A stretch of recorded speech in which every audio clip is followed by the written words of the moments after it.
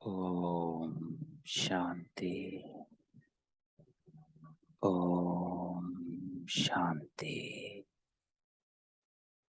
ओम शांति।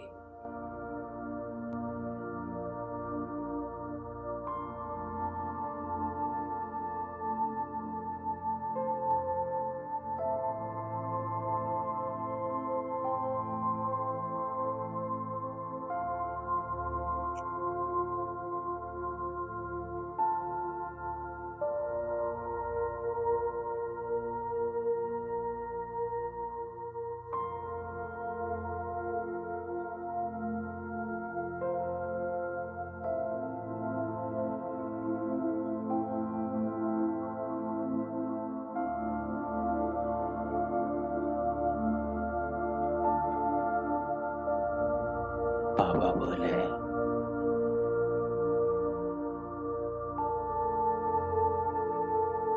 पहला पाठ पक्का करो।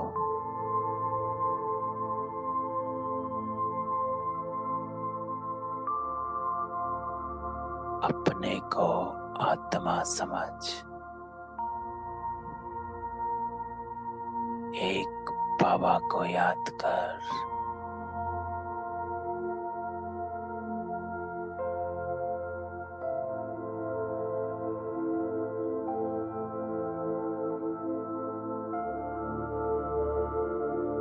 यह अजपा जाप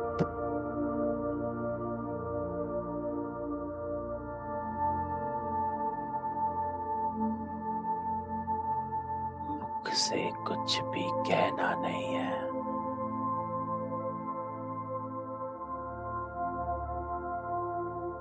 साइलेंस में बाप को याद करना है।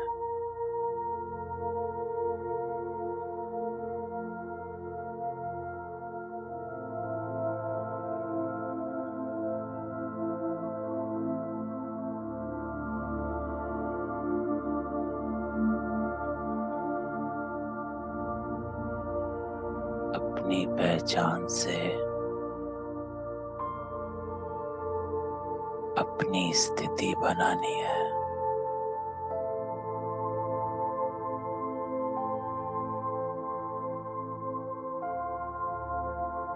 मैं कौन, कहां से आया,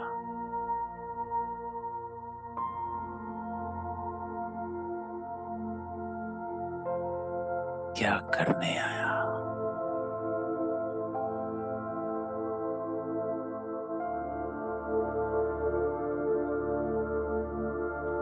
पूरे सृष्टि चक्र में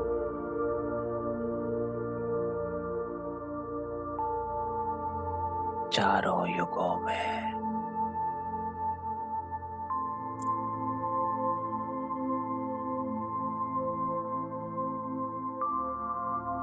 सभी वर्णों में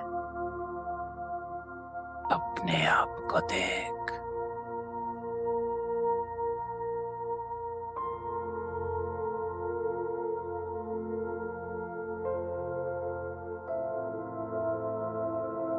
इस कल्प वृक्ष के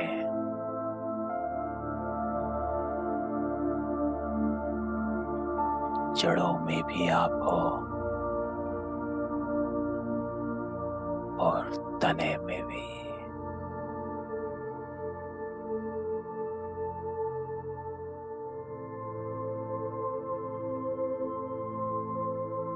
तो सारा ध्यान समेत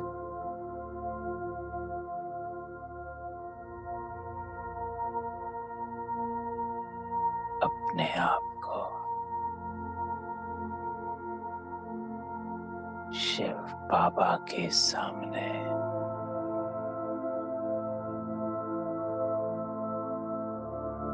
और सम्मुख देख।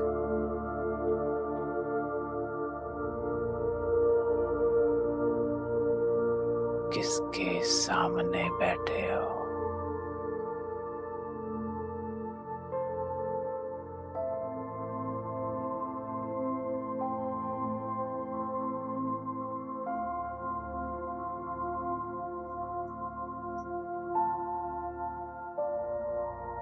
गुरुवानी बाबा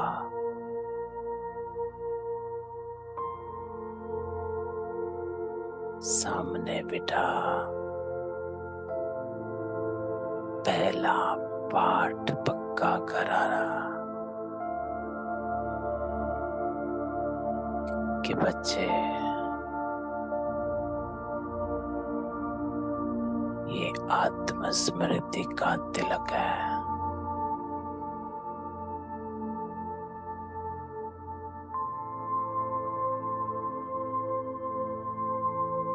तो चले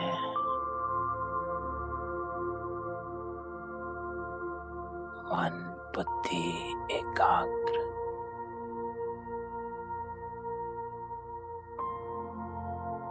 एक साथ एक बाबा के साथ।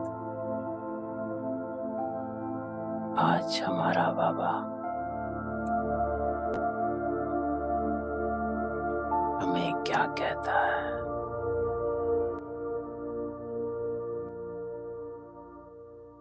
बाबा के साथ बैठ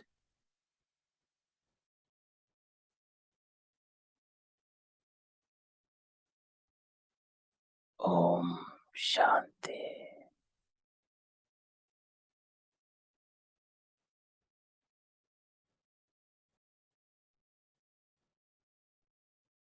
तीस सितंबर 2022। बाबा कहता है, मीठे बच्चे, इस समय सभी की तकदीर बिगड़ी हुई है, क्योंकि सब पतित है। तुम्हें अब श्रीमत पर सबकी तकदीर जगानी है, पावन बनने की युक्ति बतानी है। तो बाबा आज हमें समय की पहचान देता है कि ये समय कौन सा चल रहा है। बाबा कहता है कि दो तरह का समय चल रहा है। एक तमो प्रधानता अंत तक पहुंच गई है, और दूसरा यही वो समय है जब आत्माएं पावन बन सकती हैं। संगम युग। तो बाबा कहता है इस समय सभी की तकदीर बिगड़ी हुई है, क्योंकि सब पतित है। तो पतित हैं तो कर्म पतित। तो महसूसता ही नहीं है कि क्या कर रहे हैं, क्यों कर रहे हैं। राइट को रॉन्ग समझ रहे हैं। जो बाबा कहता है कब्रिस्तान, सब कब्र दाखिल है, सब मरे हुए हैं, क्योंकि आत्मिकता जागृत नहीं है। लेकिन अब बाबा हमको अलग करता है, तो बाबा कहता है तुम्हें अब श्रीमत पर सबकी तकदीर जगानी, पावन बनने की युक्ति बतानी। श्रीमत पर, तो जितना श्रीमत पर तुम चलोगे उतना स्व के साथ विश्व परिवर्तन कर सकोगे। तो आज का प्रश्न बाबा कहते हैं सबसे खराब चाल कौन सी है जिससे बहुत नुकसान होता है? सबसे खराब चाल कौन सी है जिससे सब बहुत नुकसान होता है? तो आज बाबा की समझानी, एक दो को पत्थर मारना अर्थात कड़वे बोल बोल कर जख्मी कर देना, यह है सबसे खराब चाल, इससे बहुत नुकसान होता है। तो पहला शब्द जो बाबा बोलता है मीठे बच्चे। आज प्रश्न भी बाबा मीठा बनने का कहता है, कि बाबा कहता है कड़वे बोल बोल कर जख्मी कर देना, यह है सबसे खराब चाल। तो बाबा कहता है तुम बच्चों को अब रूप पसंद बनना है ना? तो रूप पसंद बाबा, सबसे पहले अपना रूप चेंज करो, आत्म अभिमानी बन, फिर ज्ञान की वर्षा कर, पसंद बन। तो बाबा कहता है तुम बच्चों को अब रूप पसंद बनना है। तो रूप आत्मिकता का और बसंत ज्ञान की वर्षा। तो ज्ञान और योग, रूप पसंद बनना है, अच्छे मैनर्स धारण करने हैं। तो बाबा हमेशा कहता है ज्ञान सुनाने वाले नहीं बनो, धारणा मूर्त बनो। जैसा कर्म मैं करूंगा मुझे देखकर और करेंगे, इस स्मृति से अपने कर्मों को, संकल्पों को और बोल को चलाना है। तो बाबा कहता अच्छे मैनर्स धारण करने हैं, तुम्हारे मुख से सदैव अविनाशी रत्न ही निकलने चाहिए।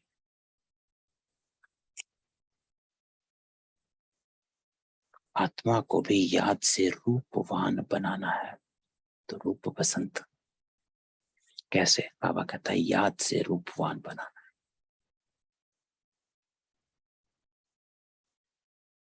और बसंत बाबा कहता है और बाप जो ज्ञान रत्न देते हैं उनका दान करना है, इसको कहा जाता है बसंत।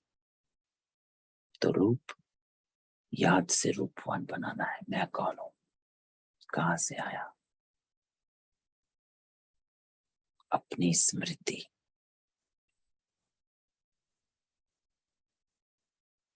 चारों युगों में, सभी वर्णों में अपने आप को देख।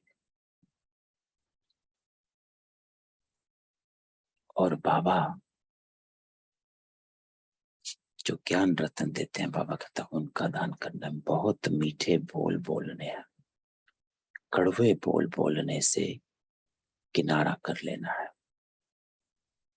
तो आज का प्रश्न बाबा मीठे बोलने का बात करता है। बाबा कहता है चाहे कुछ हो जाए, कोई कुछ भी कहे, लेकिन आपको, तुम बच्चों को रूप पसंद बनना है। और रूप पसंद का अर्थ बाबा कहता है अच्छे मैनर्स धारण करने हैं, मुख से सदैव अविनाशी ज्ञान रत्न ही निकले। ज्ञान का दान दो, मीठे बोल बोलो, कड़वेपन से किनारा करना है।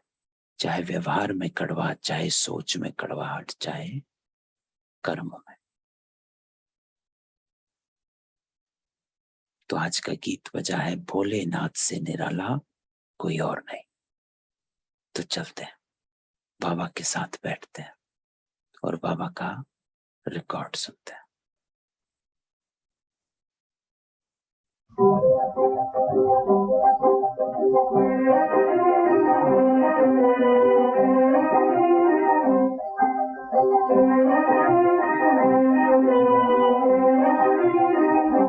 भोलेनाथ से निराला गौरी नाथ से निराला कोई और नहीं।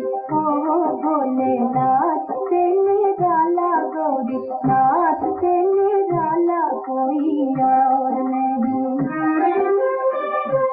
ऐसा बिगड़ बनाने वाला कोई और नहीं। भोलेनाथ से निराला गौरी नाथ से निराला कोई और नहीं। ओम शांति। बाप हमेशा भोले होते हैं। तो बाबा कहते हैं बाप हमेशा भोले होता है। एक होता है हद का बाप और दूसरा होता है बेहद का बाप। तो बाप तो होते ही हैं, एक लौकिक और दूसरा पारलौकिक। लौकिक बाप को तो सब जानते ही हैं। तो तुम ब्राह्मण लौकिक बाप और परलौकिक बाप दोनों को जानते हो। लौकिक बाप भी भोले ही हैं, बच्चे पैदा कर, उनकी संभाल कर, मेहनत कर, फिर सब बच्चे को दे देते। तो बाबा कहता है कि दोनों ही बाप जो हैं भोले होते हैं, चाहे लौकिक है चाहे पारलौकिक।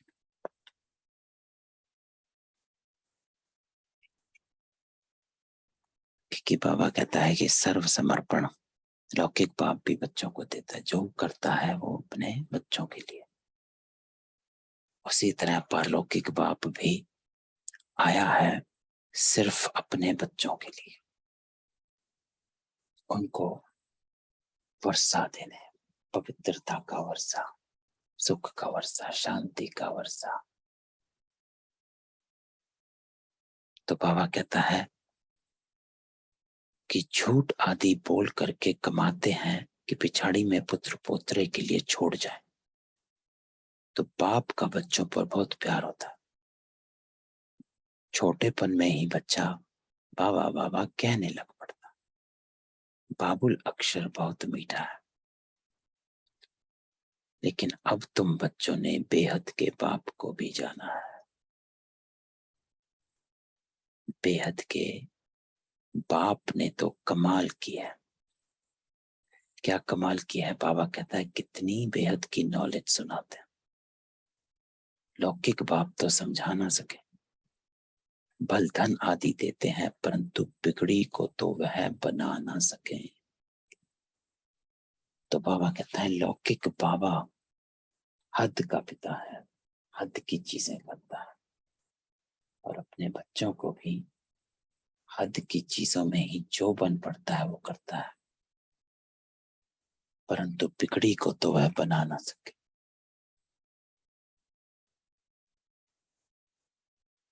बिगड़ी क्या है? बाबा कहते हैं कि जो पतित बन गए हो उसको बाबा कहता है बिगड़ी। तो बिगड़ी को तो वह बना ना सके, अर्थात पतित को पावन तो बना ना सके। तो बाबा कहता है कि बिगड़ी को बनाने वाला भगवान भोलानाथ ही है। वह कल्प कल्प सर्व की बिगड़ी को बनाने वाला, सर्व को गति सदगति देने वाला है। तो बिगड़ी बाबा कहता है कि सबकी दुर्गति हुई हुई है, सब पतित हैं, तो उनको सदगति करना, पतितों को पावन बनाना, वो सिर्फ एक ही बाबा बेहद का परलौकिक पाप ही कर सकता है। तो बाबा कहता है कि लौकिक पाप, टीचर गुरु हमको बेहद का मालिक नहीं बना सकते।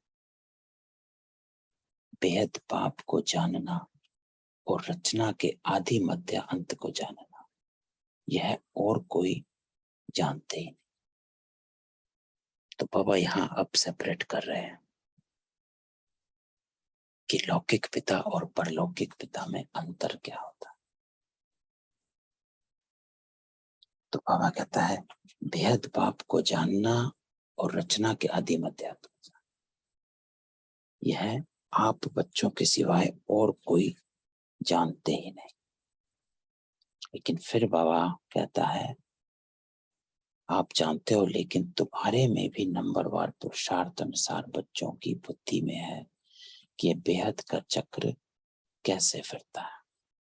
तो अब बाबा कोटों में कोई, वो तो हो गया कि कोटों में कोई ये जानते हैं, लेकिन अब कोई में भी कोई बाबा का, तुम्हारे में भी नंबरवार पुरुषार्थ अनुसार कोई में भी कोई है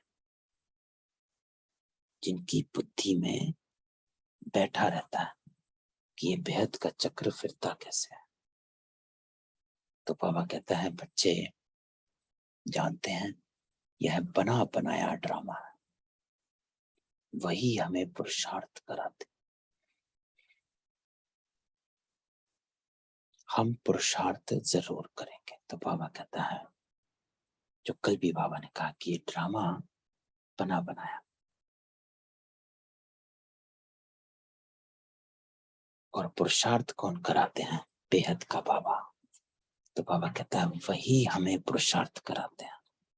तो परलौकिक पिता हमें पुरुषार्थ कराते हैं और हम पुरुषार्थ जरूर करेंगे।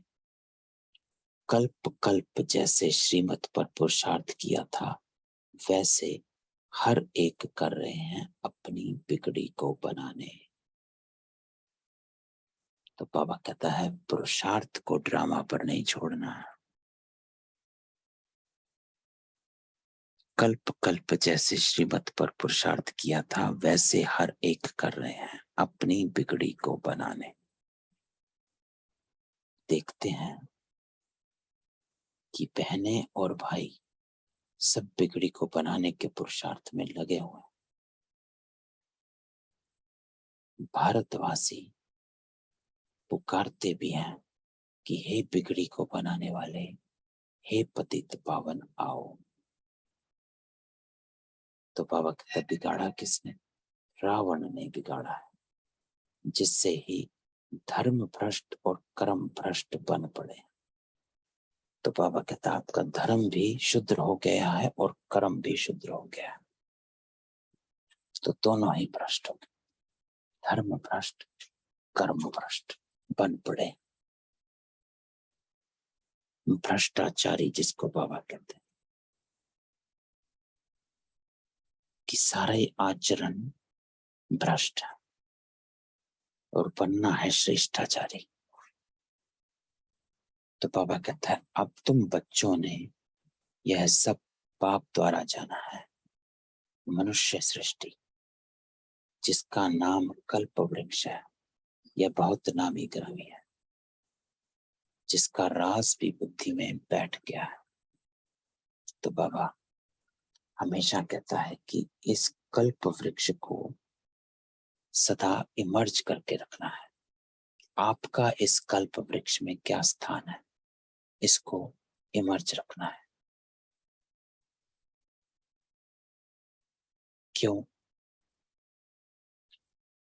क्यों बाबा कहता है कि जिसका राज भी बुद्धि में बैठ गया है, कि जितना हम इस कल्प वृक्ष को इमर्ज रखते हैं, उतना ही हमारी स्मृति इमर्ज रूप में रहती है कि हम जड़ों में भी हैं और तना में भी हैं, अर्थात स्थापना में भी बाबा के साथ बैठ कार्य कर रहे हैं, और फिर सतयुग त्रेता में हम ही हैं जो देवी देवता स्वरूप में सतयुग में इस धरती पर आते हैं। तो अपने आप को दैवी आत्मा समझना कि मैं दैव आत्मा हूं, देवी आत्मा हूं, सर्वगुण संपन्न, 16 कला संपूर्ण, मर्यादा पुरुषोत्तम, ऊंचते ऊंच। तो पापा कहता है जिसका राज बुद्धि में बैठ गया है। मनुष्य लोग जब तुम्हारे चित्र देखते हैं तो कहते हैं कि यह तो कल्पना है, जो 5000 वर्ष का कल्प वृक्ष बनाया है, हम तो इस पर बहुत अच्छी रीति समझाते। कल्प वृक्ष जिसको बनियान ट्री के साथ भी मुकाबला करते हैं, समझाते हैं आदि सनातन देवी देवता धर्म था, अब वह प्रायलोप है। ड्रामा प्लान अनुसार और सब धर्म है। वर्ल्ड की हिस्ट्री ज्योग्राफी जो मुख्य स्वर्ग की कही जाती है, उनको फिर से रिपीट होना है।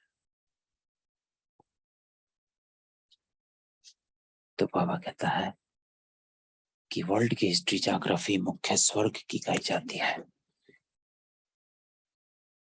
चाहे वो बाइबल है चाहे वो कुरान है, सब में बाबा कहता है इस चीज की मेंशन है कि आज से 3000 वर्ष पहले स्वर्ग था, जिसको पैराडाइज कहा जाता है। कुरान में भी बाबा बताते हैं कि कुरान में भी लिखा है कि अल्लाह का बगीचा था, बहिश्त था। तो बाबा कहता है वर्ल्ड की हिस्ट्री ज्योग्राफी जो मुख्य स्वर्ग की कही जाती है, उनको फिर से रिपीट होना है। अच्छी हिस्ट्री ज्योग्राफी है ही स्वर्ग की।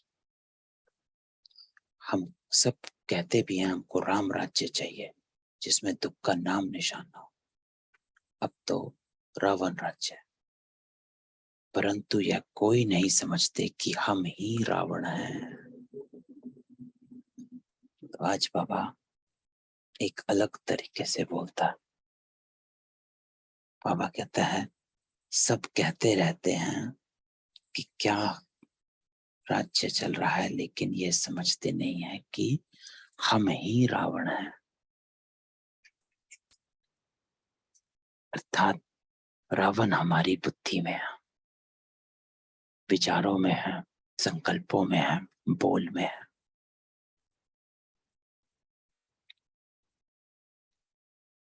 क्योंकि बाबा कहता है सब कब्रता खिलाए किसी को, सब शरीरों में अटके हुए हैं, किसी ना किसी स्वार्थ हेतु, शरीर हेतु अपने कर्म करते हैं। कोई ना कोई देह का स्वार्थ है।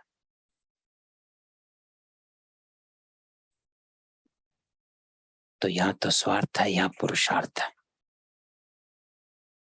तो या तो आत्मा अर्थ कर्म होता है या फिर स्व के अर्थ होता है। तो बाबा कहता है आज सभी स्वार्थी हैं। तो बाबा कहता है ये कोई नहीं समझते कि हम ही रावण हैं। ये बातें तुम बच्चों की बुद्धि में है,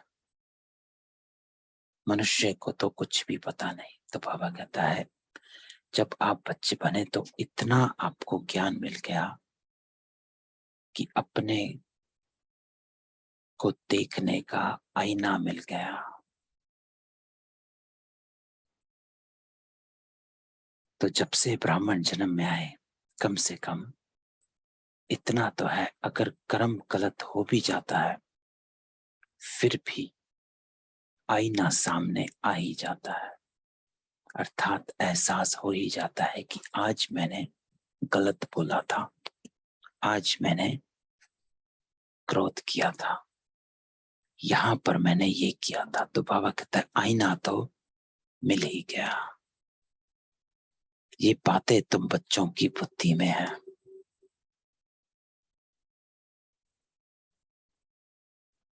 तो अपने आप को तो रियलाइज हो ही जाता। फिर बाबा कहते मनुष्य को तो कुछ भी पता नहीं, गलत करते भी मनुष्य जो हैं अपने को गलत नहीं समझते। दुखी हैं तो ये नहीं जानते कि वो दुखी है क्यों। इतने अंधियारे में हैं कि कर्म करते भी रॉन्ग को राइट ही समझते रहते हैं। और इसका प्रैक्टिकल एग्जाम्पल हम सभी रोज अपने ही घरों में देख लेते हैं। जब रावण के परवश, विकारों के परवश आत्माएं कुछ भी कैसे भी कर रही हैं और साफ साक्षी होकर देखें तो साफ नजर आता है कि कितना विकारों में डूबे हुए हैं, कितना स्वार्थ में है। तो बाबा कहते हैं मनुष्यों को कुछ भी पता नहीं। बिगड़ी को बनाने वाला कैसे आता है, कैसे बिगड़ी को बनाते हैं। पतित को कहेंगे बिगड़े।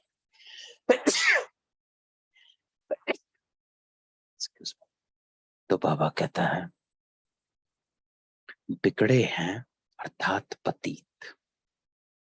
तो हमारी बुद्धि अथवा तकदीर कैसे बिगड़ी हुई थी, यह अब तुम्हारी बुद्धि में। उन्हों की रस्म रिवाज ही रावण की है और तुम्हारी रस्म रिवाज है राम की। यहां अंतर पड़ जाता है बाबा कि उनकी रस्म रिवाज है रावण की तो उनका दोष नहीं। तो बाबा कहता है किसी को दोष नहीं देना, साक्षी होना है। क्यों? क्योंकि उनकी रस्म रिवाज ही रावण की है, अर्थात जो करना है वो रावण की मत पर ही करना है, उसी बुद्धि पर चलना है, आसुरी मत पर चलना है, विकारी बुद्धि पर चलना है। लेकिन तुम्हारी रस्म रिवाज है राम की, अर्थात आपको जो करना है वो राम की मत से चलना है, श्री मत से चलना है। तो तुम्हारी रस्म रिवाज अलग, उनकी अलग। आप संगम युग पर हो, वो कल युग पर है। आपका धर्म अलग है, उनका धर्म अलग है। उनका धर्म रावण है, भ्रष्टाचारी है। आपका धर्म ब्राह्मण है, श्रेष्ठाचारी है। तो आपका युग परिवर्तन, धर्म परिवर्तन बाबा कहते हो गया है। तुम्हारी रस्म रिवाज है ही राम की। अब राम, बाबा कहते हैं राम कोई वह त्रेता आने वाला नहीं है, उसने गीता नहीं सुनाई थी। राम, बाबा कहता है कि मैं राम हूं। असली राम बाबा है जो राम राज्य स्थापन करता है। तो राम राज, बाबा कहता है सिर्फ त्रेता में नहीं था, राम राज सत्युग को राम राज कहा जाता है। सत्युग से राम राज शुरू हो जाता है। राम राज अर्थात राम के द्वारा स्थापन किया हुआ राज्य है, और राम अर्थात शिव। तो राम कोई वह त्रेता वाला नहीं है, उसने गीता नहीं सुनाई थी। आजकल विलायत में भी रामायण आदि सुनाते हैं। कोई कोई तो गुरु केरू कफनी बहन कुटियाओं में जाकर रहते हैं। अब तुम बच्चों को कोई कुटिया आदि में नहीं रहना। कुटिया में कब पाठशाला होती है क्या? तो बाबा कहता है आपको कुछ ऐसा कर्म नहीं करना है जो सन्यासी करते। आप अपना ग्रस्त व्यवहार में रहे, श्रीमत पर चलो बस, और कुछ नहीं करना। तुम्हारी रस्म रिवाज है ही राम की, तो कहां भी रहो अपनी रस्म रिवाज चलाते चलो। तो बाबा कहता है कुटियाओं में कब पाठशाला होती है क्या? वहां तो फकीर लोग रहते हैं, लेकिन तुम्हारी तो पढ़ाई है ना। तुम्हारा सन्यास नहीं है, तुम्हारी पढ़ाई है। जो कल भी बाबा ने कहा था तुम गॉडली स्टूडेंट हो, पढ़ना है बस। पढ़ाई करी पेपर दिया, पढ़ाई करी, पेपर दिया और आगे बढ़े। बस ये स्मृति में रहे। कुछ भी कर्मों का हिसाब किताब सामने आता है तो समझ कि आज पेपर है। तो पढ़ाई करो, जो पढ़ाई का सीखा वो धारण करो, जो धारण किया वो से पेपर पास करो। तो बाबा कहता है तुम्हारी तो पढ़ाई है, परंतु ये है नई गवर्नमेंट, इसलिए कोई समझ ना सके कि तुम कौन हो। एक मिनिस्टर को समझाओ तो दूसरा कहेंगे तुम बुद्धू हो। यह है बिल्कुल नई बात है। बाबा समझाते रहते हैं, करेक्शन भी करते जाओ। तो बाबा करेक्शन भी करवाता रहता। बाबा हमेशा कहा करते थे कि जैसे जैसे ज्ञान आगे आगे होता जाएगा आपको स्पष्टता होती जाएगी। एक ही दिन में बाबा सारा ज्ञान नहीं सुना देता। धीरे धीरे जब बुद्धि धारण करने लायक होती है तो बाबा उसका स्पष्टीकरण करता, तब ज्ञान को स्पष्ट करता है कि क्या होगा। जैसे शुरू में आत्मा अंगुष्ठे में सब ओवल शेप्ड थी, फिर बाबा ने बताया 1952 या 53 में बाबा ने ये राज बताया कि आत्मा अति सूक्ष्म बिंदु है। पहले नहीं बताया, बाद में बताया। तो ऐसे ही बाबा ज्ञान को जो है धीरे धीरे खोलता है। क्यों? क्योंकि बाबा कहता है जैसे आपकी बुद्धि तैयार होती है एक्सेप्ट करने के लिए तो बाबा ज्ञान देता है। तो इसलिए बाबा कहता है करेक्शन भी करते जाओ, कि जैसे जैसे बाबा करेक्ट करवाता रहता है तो उसको करेक्ट करते जाओ।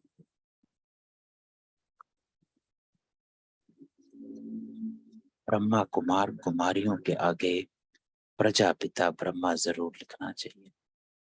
प्रजापिता कहने से पाप सिद्ध हो जाता है। अब ये हो गया अलौकिक पाप।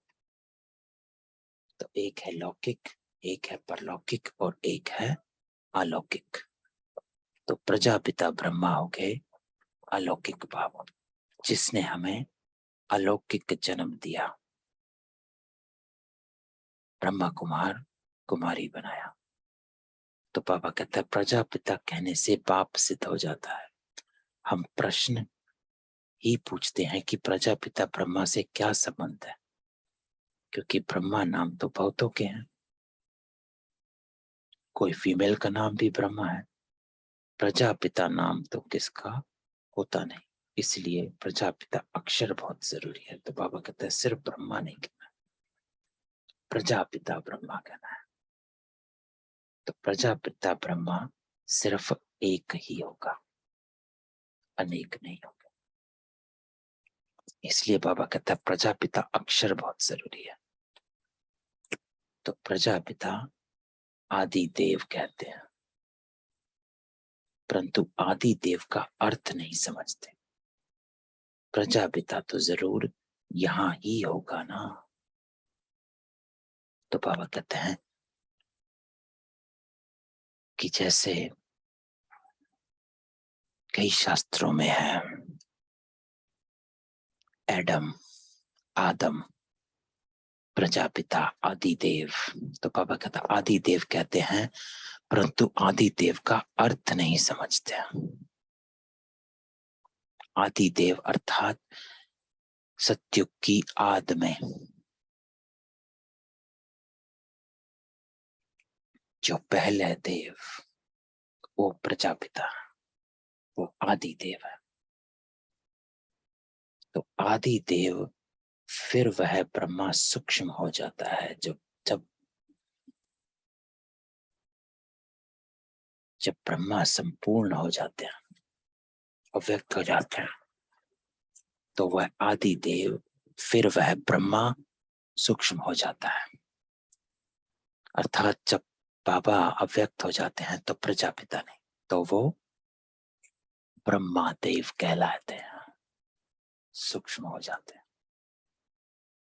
प्रजापिता सृष्टि पर, तो इस सृष्टि पर प्रजापिता, क्योंकि प्रजा सृष्टि को कहा जाता है। तो इस लोक में प्रजापिता है, स्थूल वतन में। सूक्ष्म वतन में ब्रह्मा है सिर्फ। तो बाबा कहता है आदि देव फिर वह ब्रह्मा हो जाता है। आदि अर्थात शुरुआत का, सत्युग की आद जो अभी चल रही है। इस संगम युग को सत्युग की आद कहा जाता है। तो सत्युग की आद में पांडवों और कौरवों की लड़ाई। अभी आत्माएं संपूर्ण पवित्र भी बन रही हैं और आत्माएं संपूर्ण पतित भी हैं। ये वो समय है, बाबा कहते हैं, जिस समय सृष्टि में परिवर्तन होता है। इसलिए बाबा कहता है तेरी लड़ाई ये युद्ध का मैदान है। कयामत का समय है, तेरे हिसाब किताब तू करने का समय है। तो ये स्मृति हमेशा अपने को इमर्ज रखनी है। और इमर्ज रखनी है अर्थात मुझे क्या करना है और मुझे क्यों करना है, इस बात की स्मृति हमेशा अपने साथ रख, ताकि तेरे कर्म श्रेष्ठ रहे, ऊंच रहे, सत्य रहे, कोई गलत कर्म ना हो जाए। ये समय है जहां पर देवताओं की सैपलिंग लग रही है। बाबा एक एक आत्माओं को चुन सैपलिंग लगा रहा। और आप कल्प वृक्ष के जड़ों में बैठे बाबा के साथ तपस्या में और सत्य का आह्वान कर रहे हो, तैयारी कर रहे हो। तो बाबा कहता है आदि अर्थात शुरुआत। प्रजापिता ब्रह्मा को फिर बेटी है सरस्वती। सूक्ष्म वतन में तो बेटी हो ना सके, रचयिता तो यहाँ है ना। तो ये बात कि प्रजापिता ब्रह्मा की को फिर बेटी है सरस्वती। तो ये बेटा बेटी ब्रह्मा कुमार कुमारी ये सब शरीरों में होता है। जब शरीर से छूटे तो सब भाई भाई हैं, आत्माएं हैं। तो बाबा कहता है सूक्ष्म वतन में तो बेटी हो ना सके। तो वहां ना बेटा बेटी कोई संबंध नहीं है, वहां सिर्फ आत्मिक संबंध है। और ना वहां प्रजापिता है, वहां ब्रह्मा है। प्रजापिता इस वतन में है। तो बाबा कहते हैं इस राज को समझना है। रचयिता तो यहाँ है ना, क्योंकि रचना और रचयिता सिर्फ और सिर्फ इसी लोक में होती है। रचयिता तो यहाँ है ना। इनको ये बातों को विशाल बुद्धि वाले ही धारण कर सकते हैं। धारणा के साथ मैनर्स भी चाहिए, जो कोई भी देख खुश हो। तो बाबा कहता है धारण करना, ज्ञान को इमर्ज रखना, अर्थात अपने मैनर्स को संभालना। तो प्रजापिता ब्रह्मा स्थूल वतन में है, क्योंकि ये ही सृष्टि है। सूक्ष्म वतन में कोई सृष्टि नहीं है, मूल वतन में कोई सृष्टि नहीं है, ना परम धाम में सृष्टि है, ना सूक्ष्म वतन में सृष्टि है। सृष्टि सिर्फ इस लोक में है।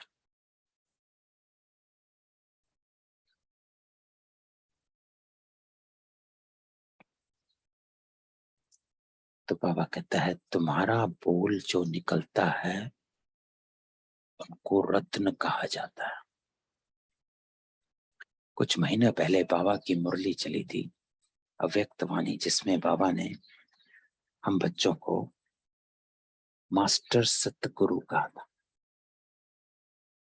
और उसमें बाबा ने एक लाइन कही थी कि आप बच्चों के एक एक शब्द जो हैं वो शब्द नहीं है, महावाक्य होने चाहिए। क्यों? क्योंकि आप मास्टर सतगुरु हो। तो बाबा कहता है तुम्हारा बोल जो निकलता है उनको रत्न कहा जाता है। आपके बोल साधारण नहीं हो, महावाक्य हो। इतना अटेंशन अपने पर रख, कम बोल, धीरे बोल, मीठा बोल। तो बाबा हमेशा कहता है कि अगर 2 बातों में बात को समझा सकते हो तो 2 ही बात बोलो, 10 मत बोलो, और बात को रिपीट ना करो। एक बात को रिपीट करते रहना, ये भी बाबा कहता है भक्ति का संस्कार है।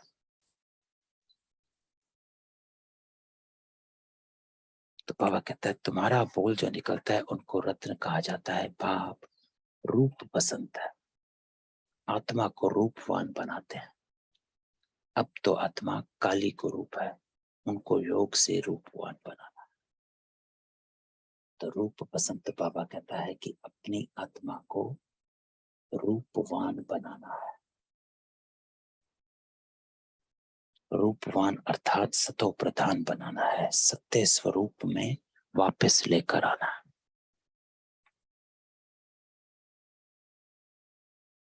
तो बाबा कहते हैं बाप रूप बसंत है, अब तुम बच्चे अभी रूप बसंत बनते हो। तो करना क्या है? तो आज की बाबा की मुरली, बाबा कहता है मुख से सदैव अविनाशी ज्ञान रतन निकलते हैं। आज बाबा हमें रूप बसंत का अर्थ समझा रहा है। तो बाबा के सामने बैठ ऐसा अनुभव कर कि बाबा आज मुझे सामने बिठा पहली शिक्षा देता है कि बच्चे रूप बसंत बनना है। अपने रूप को आत्मिकता में, सतो प्रधानता में, पवित्रता में देख, और फिर उस स्वरूप में रहकर, उस स्थिति में रहकर बसंत मुख से ज्ञान रतन निकाल। जो भी तेरे वाक्य निकले वो महावाक्य हो, साधारण बोल नहीं। तो मुख से सदैव अविनाशी ज्ञान रतन निकले। बच्चों के मैनर्स बहुत मीठे होने चाहिए। इसको कहा जाता है रूप पसंद।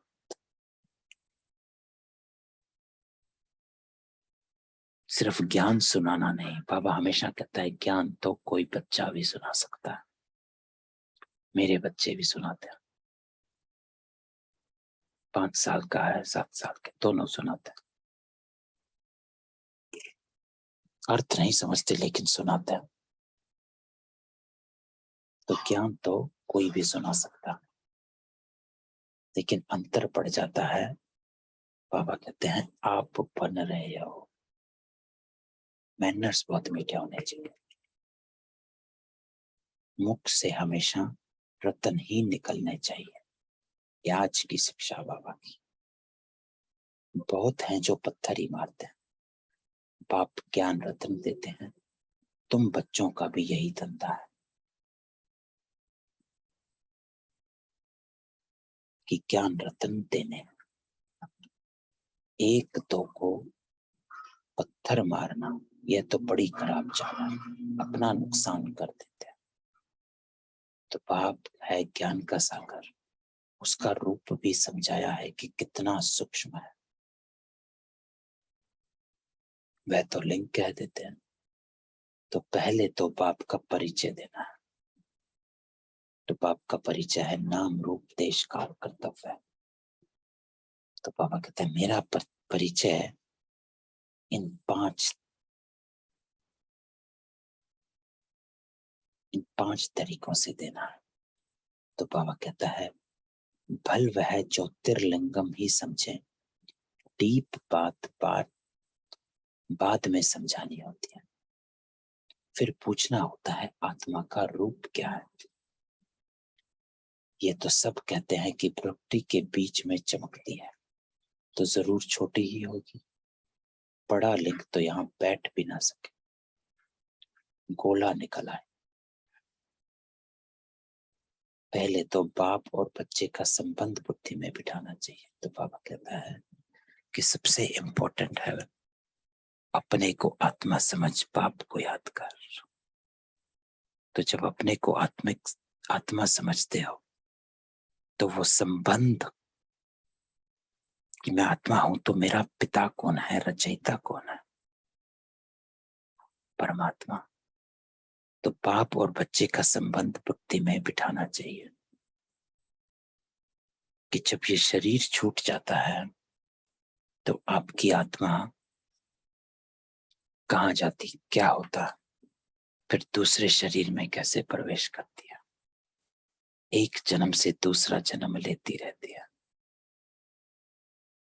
पुनर्जन्म इस चक्र में आती है।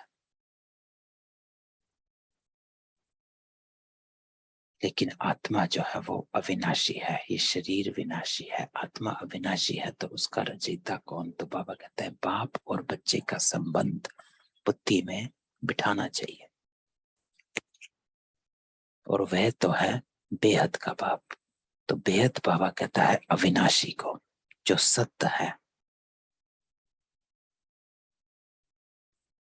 और सत्य की डेफिनेशन बाबा कहता है जो सच है और जो अविनाशी है उसको सत्य कहा जाता है।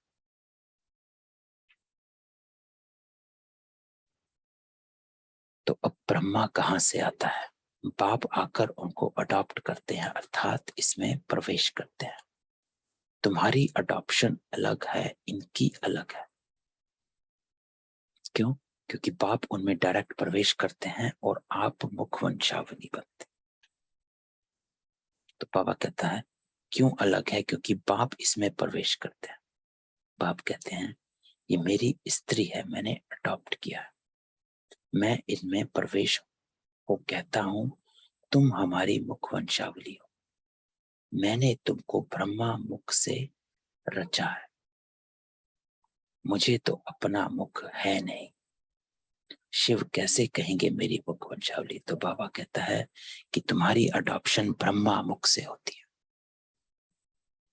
कि बाबा आते हैं, ब्रह्मा को बड़ी माँ भी कहा जाता है, तो उनको अपनी स्त्री बनाते हैं बड़ी माँ, और फिर ब्रह्मा के थ्रू वो हम मुख वंशावली ब्राह्मणों को रचते हैं। कितनी अच्छी रीति बाबा कहते समझाया जाता है। तो बाबा एक एक बात का स्पष्टीकरण करता है, लॉजिक देते हैं।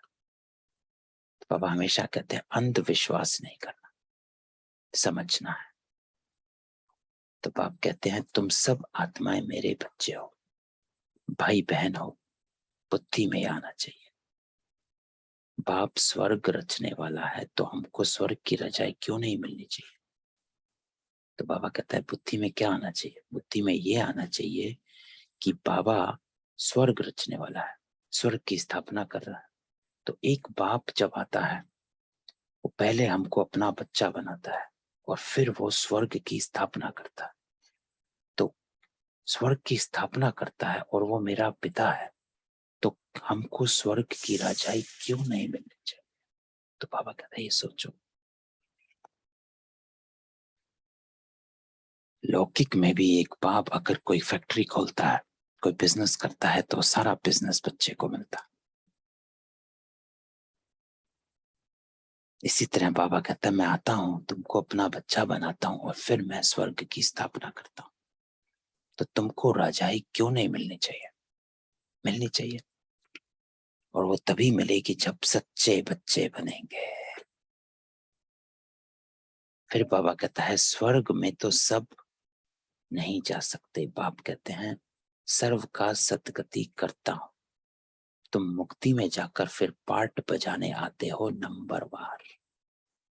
मुक्ति सबको मिलती है, माया के दुख से सब छूट सकते हैं, फिर नंबरवार आना होगा पार्ट बजाने। जीवन मुक्ति में पहले पहले तुम जाते हो क्योंकि तुम राजयोग सीखते हो ना। तो यहाँ बाबा हमको अलग करता है। तो बाबा कहता है तुम मुक्ति जीवन मुक्ति में आते हो, बाकी सब आत्माएं मुक्ति में बैठ जाती, फिर ड्रामा अनुसार अपने अपने समय पर नंबरवार आती हैं पार्ट बजाने। तो बाबा कहता है जिन्होंने कल्प पहले आकर सीखा है वही आकर सीखेंगे ड्रामानुसार। तो ड्रामा सामने खड़ा है ना, अभी तो अनेक धर्म है। सतयुग में एक धर्म था, सूर्यवंशी चंद्रवंशी धर्म किसने स्थापन किया ये कोई नहीं जानते। तो बाबा कहता है 3 धर्म मैं स्थापन करता हूं, ब्राह्मण, देवता और क्षत्रिय। तो ब्राह्मण, सूर्यवंशी और चंद्रवंशी। तो बाबा कहते हैं धर्म किसने स्थापन किया। अब बाकी धर्म, चाहे वो बौद्ध धर्म है, चाहे सिख धर्म है, चाहे मुस्लिम धर्म है, चाहे क्रिश्चियन धर्म है, तो कोई ना कोई आया, कोई ना कोई धर्म पिता बना, उसने स्थापन किए। तो अगर ये आदि सनातन देवी देवता धर्म है तो ये धर्म भी किसी ना किसी ने तो स्थापन किया होगा। तो कौन है जिसने आकर ये धर्म स्थापन किया।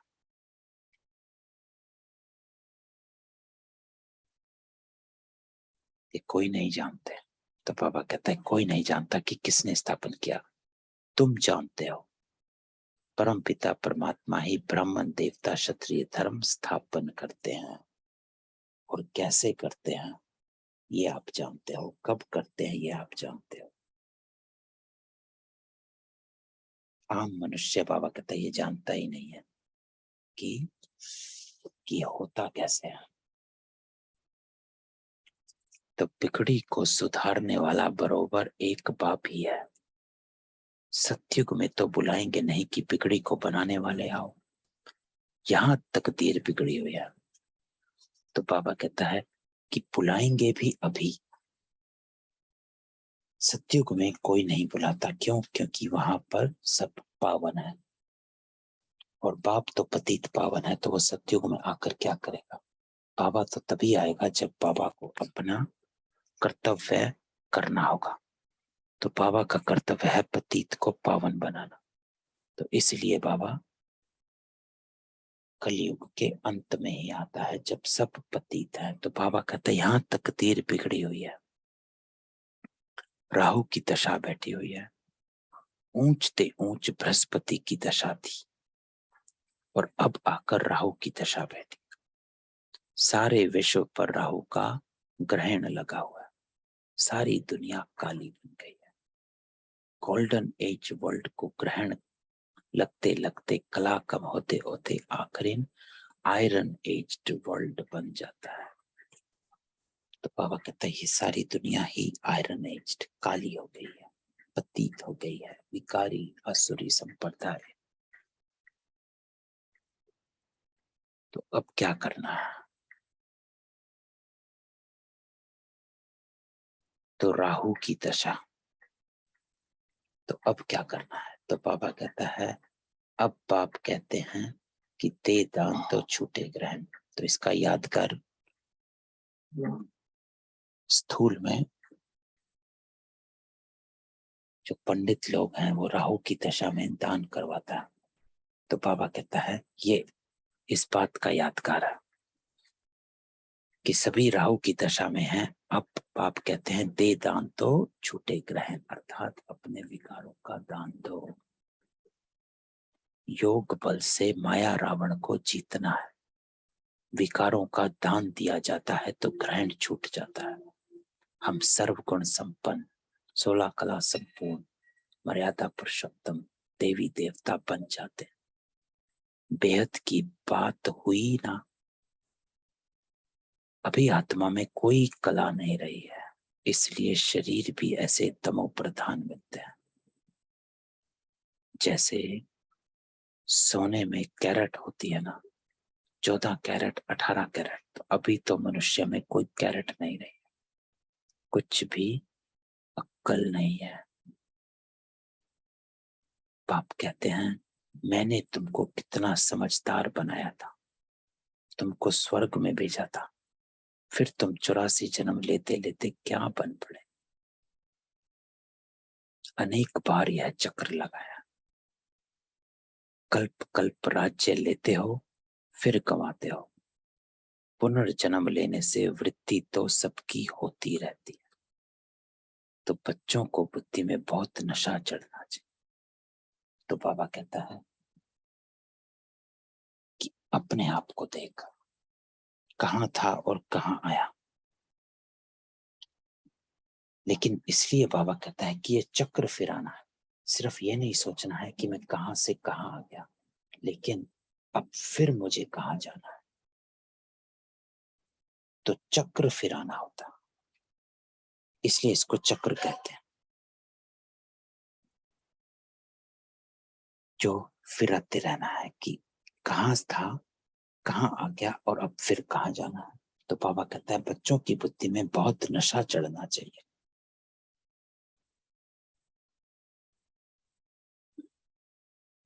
कि अब राजधानी स्थापन हो रही है, इस बात का नशा। मेरी सैपलिंग लग रही है, इस बात का नशा। मैं बाबा की श्रीमत पर चल सतो प्रधान बन रहा हूं, इस बात का नशा। तो बाबा कहता है फूलों का बगीचा स्थापन होता है संगम पर, सैपलिंग लग रही है। संगम को तुम ब्राह्मण ही जानते हो, यहाँ तुम बच्चों को रत्न मिलते हैं, फिर बाहर जाने से पत्थर मारने लग पड़ते, माया जख्मी कर देती। उनको कहेंगे पापात्मा, और पाप कहते हैं अविनाशी ज्ञान रत्नों का दान करो।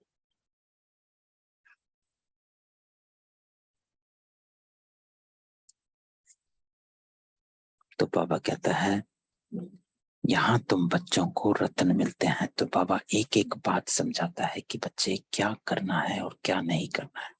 हर कर्म की श्रीमत बाबा देते हैं। फिर बाबा कहता है फिर बाहर जाने से पत्थर मारने लग पड़ते हैं, माया जख्मी कर देती है। कि जैसे ही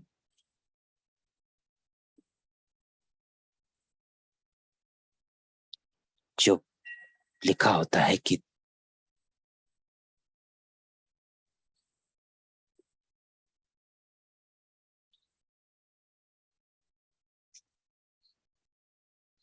ध्यान, जैसे ही ध्यान हटा तो दुर्घटना घटी, है ना। तो बाबा कहता है जैसे ही बाहर जाते हैं, जैसे ही बुद्धि से ज्ञान की स्मृति, बाबा की स्मृति हट जाती है, तो माया जख्मी कर देती है। उनको कहेंगे पापात्मा। तो पाप कहते हैं अविनाशी ज्ञान रत्नों का दान करो। एक दो को तुम पत्थर मारते मारते एकदम पत्थर बुद्धि बन पड़े हो। अब तुम्हारी बुद्धि लोहा से सोना जैसी बन रही है, फिर तुम पत्थर क्यों मारते हो। तो बाबा युक्ति देता है। तो बाबा कहता है क्या करना है। अगर कोई उल्टी बातें सुनाए तो समझो ये हमारा दुश्मन है। ऐसे का संग कभी नहीं करना, ना सुनना। तो इसको बाबा कहता है सुनते हुए भी ना सुनना, देखते हुए भी ना देखो। कोई कुछ कहता है तो वो क्या करता है कि वो आपका संस्कार परिवर्तन करने लग पड़ता है। आपका जो पुराना संस्कार है उसको इमर्ज करने लगता है। तो बाबा कहता है कोई उल्टी बात सुनाए तो समझो ये हमारा दुश्मन है। बजाय इसके कि उसकी बातों पर ध्यान देना, उसको बुद्धि में धारण करना और उस पर आपका मनन चिंतन चलना, और जो चिंतन पर चलेगा उसकी वो आपकी चलन में आ जाएगा। तो बाबा कहता है बजाय इस सब चीजों के करने के आप एक काम करो। कोई भी उल्टी बातें सुनाता है तुरंत अपने आप को एक आदत दे दो, एक संकल्प दे दो कि ये हमारा दुश्मन है, ऐसे का मुझे संग नहीं करना है, नहीं सुनना है। क्योंकि जो चित्त पर बैठा वो चिंतन में आएगा, जो चिंतन में चला वो चलन में आ जाएगा, तो आप कुछ विक्रम कर बैठेंगे। तो बाबा कहता है मैं अब तुम्हारी बुद्धि को सोना जैसे बना रहा हूं। तो अपनी बुद्धि में ये किचड़ा भरने का मार्जिन मत रख। जितना हम अपनी बुद्धि को क्लीन और क्लियर रखेंगे, स्पष्ट और स्वच्छ रखेंगे, उतना हमारी बुद्धि हमें मदद करेगी आगे बढ़ने में। तो बाबा कहता है अगर कोई उल्टी बातें सुनाए तो समझो हमारा दुश्मन है, ऐसे का संग नहीं करना, ना सुनना। निंदा आदि एक दो की तो बहुत सुनाएंगे, कोई कोई में निंदा करने की आदत होती है, तो वह कब अच्छी बातें नहीं सुनाएंगे जिससे कल्याण हो। तो बाबा कहते हैं ना सुनो और ना ही किसी की बात किसी को सुनानी है।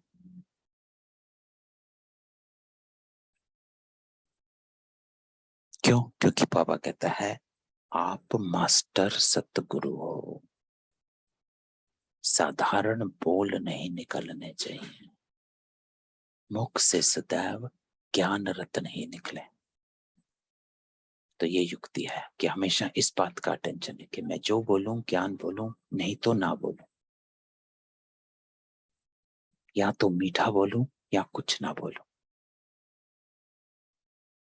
तो बाबा कहता है ज्ञान रत्न देते रहो, बाप जो सुनाते हैं वह औरों को सुनाओ। सर्विस का उजूरा तो बच्चों को मिलना ही है, आप पे ही अपना कल्याण करना है। तो ये लाइन को धारण कर लेना कि मैं आप पे ही अपना कल्याण करता और आप पे ही अपना अकल्याण भी कर लेता हूं। तो बाबा कहता तेरे हाथ में है रूप बसंत पर, किसकी ग्लानि नहीं करनी है। तुम बच्चों पर बड़ी रिस्पॉन्सिबिलिटी है, बाबा कहता है। क्यों? क्योंकि आप अपनी सुधार कर रहे हो और इस विश्व का परिवर्तन कर रहे हो। तो बाप कांटों से फूल बनाने आए हैं, तो बच्चों का भी यही धंधा है, बाप यह धंधा सिखलाते हैं। तो यह मनुष्य को देवता, कांटों को फूल बनाने की फैक्ट्री हुई ना। तुम्हारा ज्ञान मटेरियल है जिससे तुम मनुष्य से देवता बनते हो। तो बाबा कहता है तुम्हारा ज्ञान मटेरियल है। तो मटेरियल से क्या किया जाता है? मटेरियल को यूज किया जाता है कंस्ट्रक्शन में, है ना। ईंट, पत्थर, सीमेंट, रेत, सबको मिलाकर बिल्डिंग बनाई जाती है, तो उसको मटेरियल कहा जाता। तो बाबा कहता है तुम्हारे लिए मटेरियल है ज्ञान। तो सबसे पहले देखो कि मेरे पास मटेरियल है कि नहीं है। जब तक ईंट, रेत, सीमेंट होगा नहीं, मकान बन नहीं सकता। तो ज्ञान होना जरूरी है। तो बाबा कहता है तुम्हारा ज्ञान मटेरियल है जिसको तुम यूज करो, तभी मनुष्य से देवता बनोगे। तो ये कंस्ट्रक्शन चल रही है। इसलिए बाबा कहता है निर्माण रहो और निर्माण करो, लेकिन पहले अपना निर्माण कर, पहले अपने को बनाना है, फिर औरों को। तो तुम्हारा ज्ञान मटेरियल है। तो नई बातें बाबा रोज सुनाता है। तो हमेशा मुरली में आज ये देखो कि आज बाबा ने नया क्या सुनाया, नई क्या बात बताई, नया क्या तरीका बताया, नई क्या युक्ति बताई। हमेशा रोज बाबा कोई ना कोई एक नई नवीनता जरूर आती है। जैसे अभी बाबा कहता तुम्हारा ज्ञान मटेरियल है। अब इसको समझो कि इसका अर्थ क्या है, निकल जाओ गहराई में, फिर देखो मजा आता। तो बाबा कहता है तो यह हुनर सीखना चाहिए। बिगड़ी को बनाते रहो, पत्थर बुद्धि को पारस बुद्धि बनाओ। तो यह तुम्हारी गॉडली मशीनरी है। तो अब बाबा कहता है ये गॉडली मशीनरी है। तो मशीन में क्या होता है? आप मटेरियल डालते हो और दूसरी तरफ से एक बनी बनाई चीज बाहर आ जाती है ना। आप मोल्डेड प्लास्टिक डालो मशीन में और दूसरी तरफ से एक बॉक्स बाहर निकल आ जाएगा, कोई डिब्बा बाहर आ जाएगा, कोई प्लास्टिक की चीज बन के बाहर आ जाएगी। तो बाबा कहता है ये तुम्हारी गॉडली मशीनरी है। तो इसमें आप ज्ञान मटेरियल डालो और उधर से देवता बनकर निकलते जाओ। तो बाबा कहता है जैसे क्रिश्चियन की मशीनरी है वह औरों को क्रिश्चियन बनाते हैं, तुम्हारी ईश्वरीय मशीनरी है पतितों को पावन बनाने की। पतित पावन गाते हैं तो जरूर आया होगा। मिशनरी जारी की होगी तब तो पतित से पावन बने। रावण की मशीनरी है पावन को पतित बनाना। तो बाबा कहता है एक है रावण की मशीनरी और एक है राम की मशीनरी, और राम की मशीनरी है पतितों को पावन बनाना। मुख्य है ही योग। बाप दादा जिससे स्वर्ग की बादशाही का वर्षा मिलता है उनको याद भला क्यों नहीं करेंगे। सारा कल्प तो देहधारी को याद किया है, अब याद करना है विदेही को, विचित्र को। तो बाबा कहते हैं सारा कल्प तुमने देवताओं के चित्रों को सामने बिठा पूजा करी, भक्ति करी, उन्हीं को याद किया। विषय विकार मिटाओ पाप हरो देवा। लेकिन अब क्या करना है, अब भक्ति खत्म हुई, ज्ञान शुरू हुआ। तो ज्ञान मटेरियल है, इसको डालो इस ईश्वरीय मशीनरी में और देवता बनो। तो बाबा इस ज्ञान को यूज करो।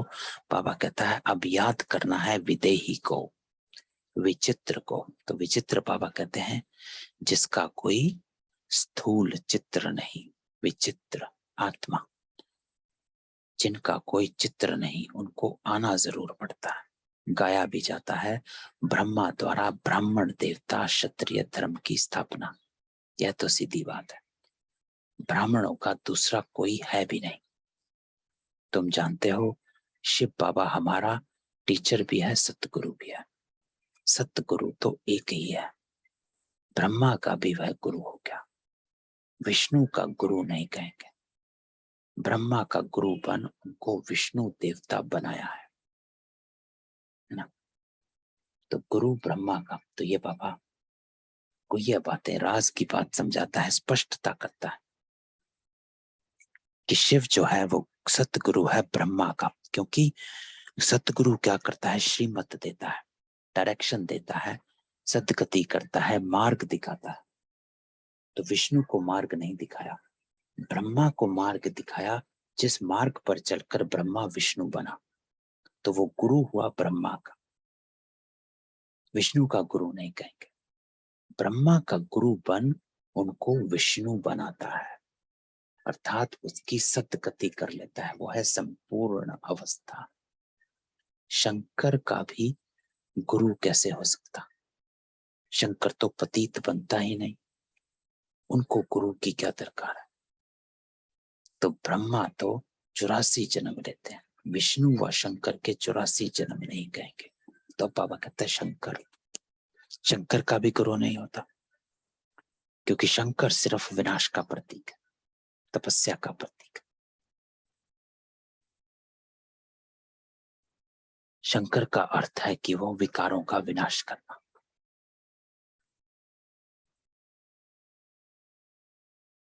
तो शंकर तो पतित बनता ही नहीं है, उनको गुरु की क्या दरकार है। क्योंकि संत शंकर बाबा कहते हैं सूक्ष्म है,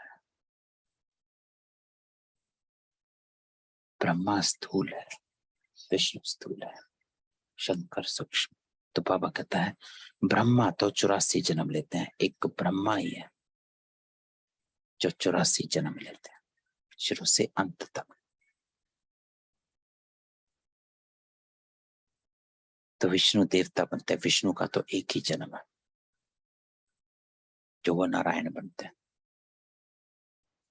तो बाबा कहता है विष्णु व शंकर के 84 जन्म नहीं कहेंगे, क्योंकि पतित, इसीलिए बाबा ऊपर भी कहता है कि शंकर पतित नहीं बनता, क्योंकि पतित बनने के लिए 84 जन्म लेने पड़ते हैं।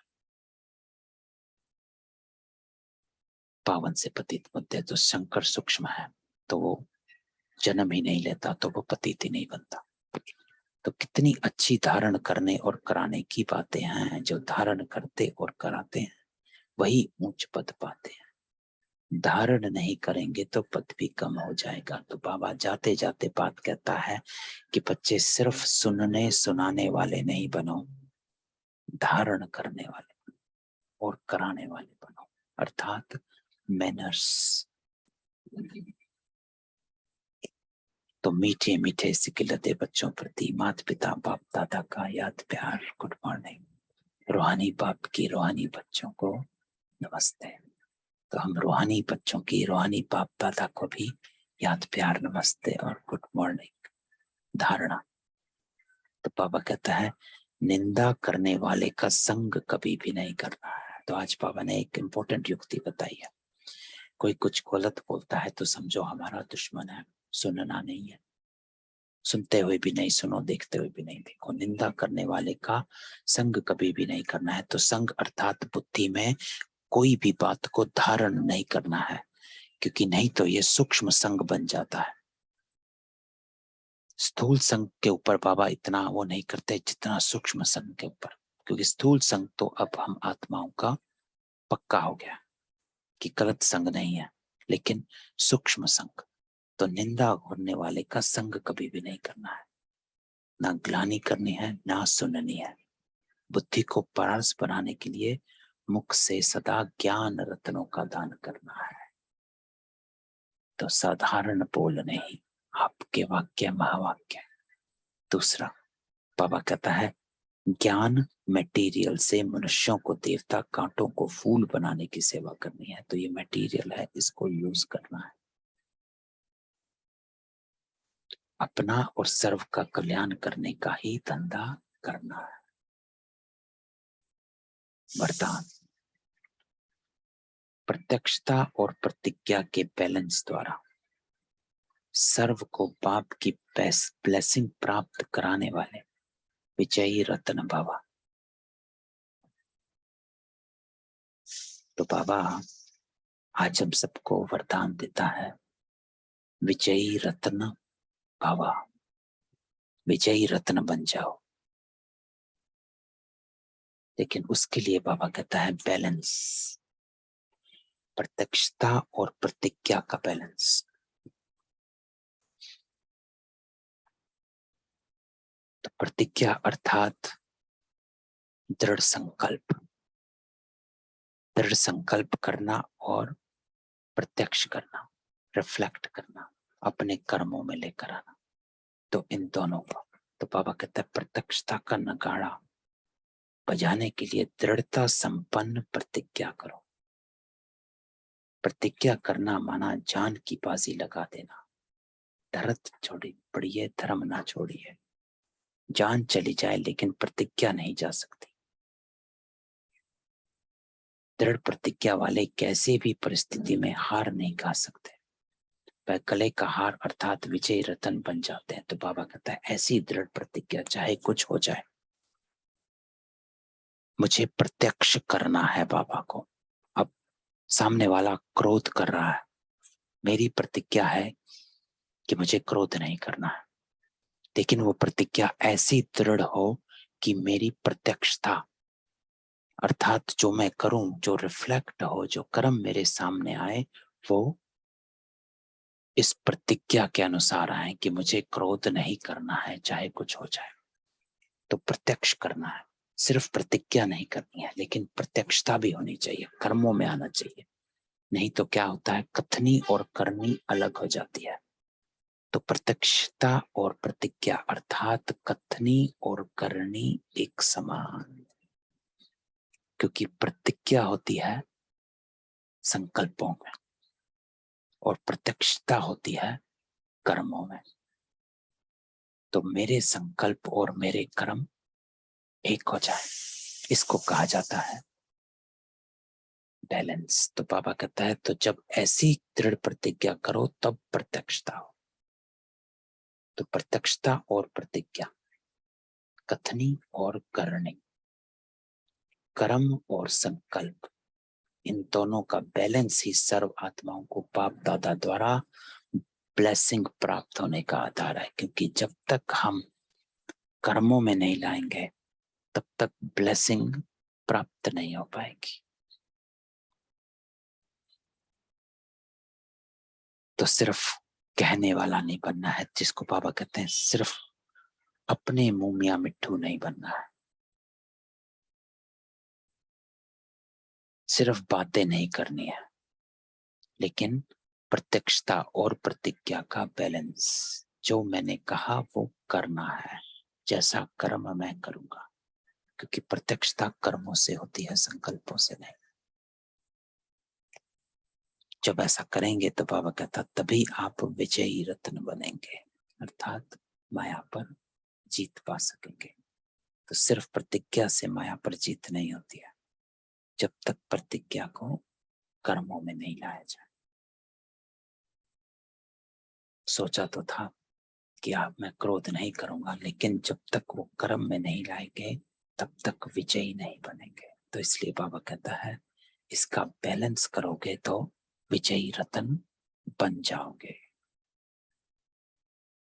स्लोगन, लवलीन स्थिति का अनुभव करो तो स्मृति विस्मृति के युद्ध में समय नहीं जाएगा। तो बाबा कहता है कि मेरा तो एक बाबा दूसरा ना कहे, इस एक स्मृति में लवलीन रहो, तो आप उस युद्ध में नहीं जाओगे जब हम अंदर बाहर होते रहते हैं कि स्मृति विस्मृति होती जाती। ओम शांति। ये थी आज की बाबा की मुरली। तो आज की मुरली में बाबा ने कई बातें बताई। इंपॉर्टेंट बात बाबा कहता है मीठा बोलना है, मैनर्स धारण करने हैं, रूप पसंद बनना है।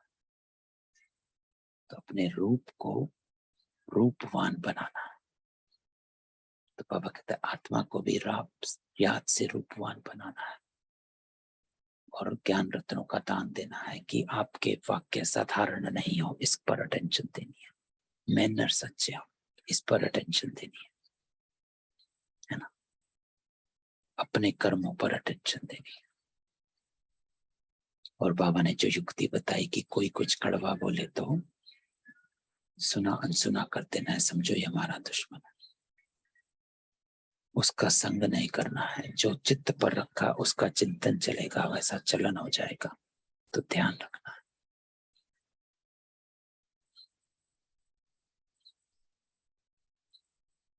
तो ये थी आज की बाबा की मुरली। तो किसी आत्मा का कोई क्वेश्चन हो तो सबको अनम्यूट करता। ओम शांति।